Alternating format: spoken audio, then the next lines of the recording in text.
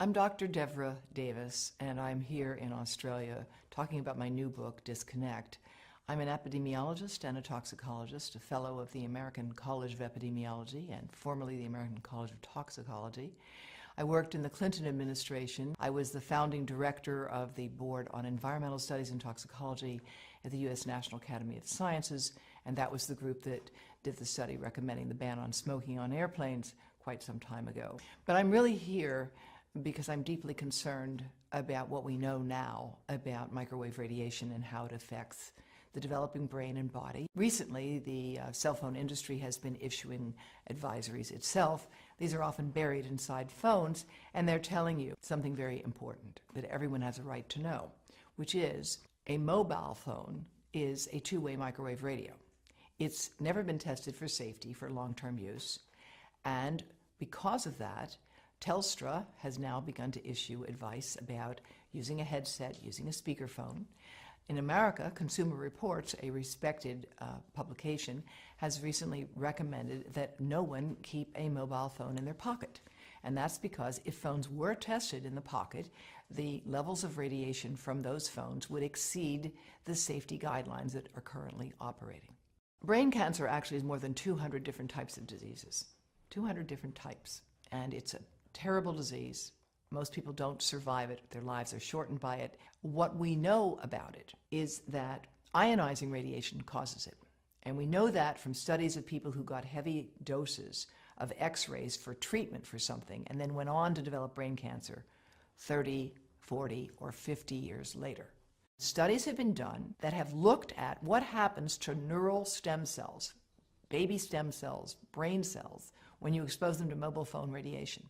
And what those studies find is that if you expose those cells, you can look at their membranes, and you find the membranes are weakening and opening.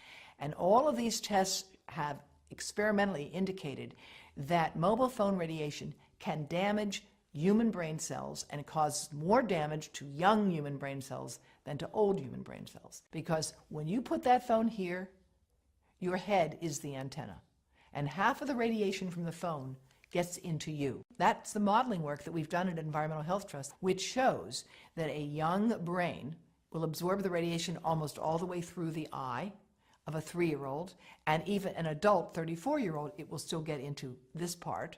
And we are seeing effects of many different sorts as a consequence of this.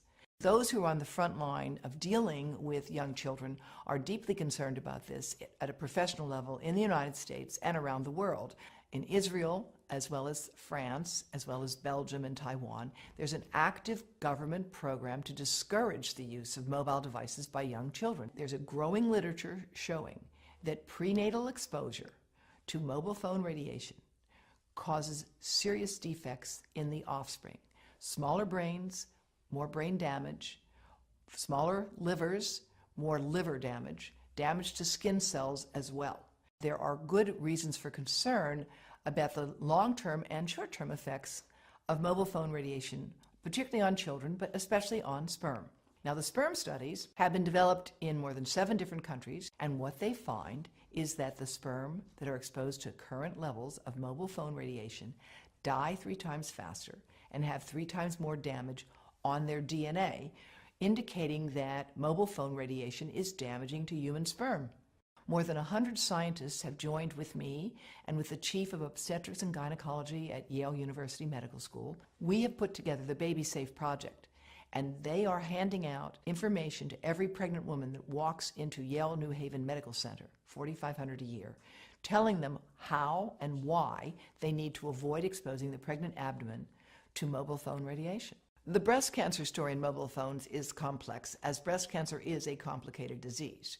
Most of the women who get breast cancer are age 50 and older. However, growing numbers of young women are developing this disease who don't have any of the inherited risk factors for it at all, who have no family history of it, but they have one thing in common. They have all stored a mobile phone right in their bra. And in several cases, the tumors have developed right under the antenna of the phones. No phones are tested for little kids, for babies playing in their bouncy chair, for toddlers sitting in front of an iPad on an iPotty, for pregnant women holding these things over their bodies. There are no tests of radiation absorption. That's why we at Environmental Health Trust are doing that modeling now, and we would like to work, of course, with industry to further validate our models. But it's really critically important that we do this research, that we train people in this field, and that in the meantime, we join with other countries around the world, giving people safety information. You have a right to know that that mobile phone is a two-way microwave radio and should not be kept close to your testicles or your ovaries or your heart or your brain. And where we are with this issue today is where we were with cars and seatbelts.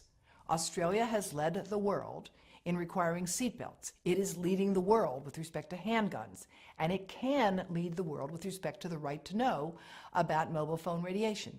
I'm very proud that Dr. Charlie Teo has issued a call for Australia to implement its current laws. You don't need a new law here. You've got the laws you need. You just need to implement them to give people the right to know about mobile phone radiation.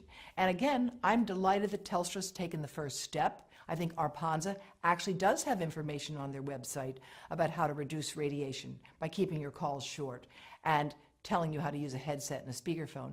But there needs to be a more concerted effort to communicate this, just like the Canadian Parliamentary Committee on Health has recently called for.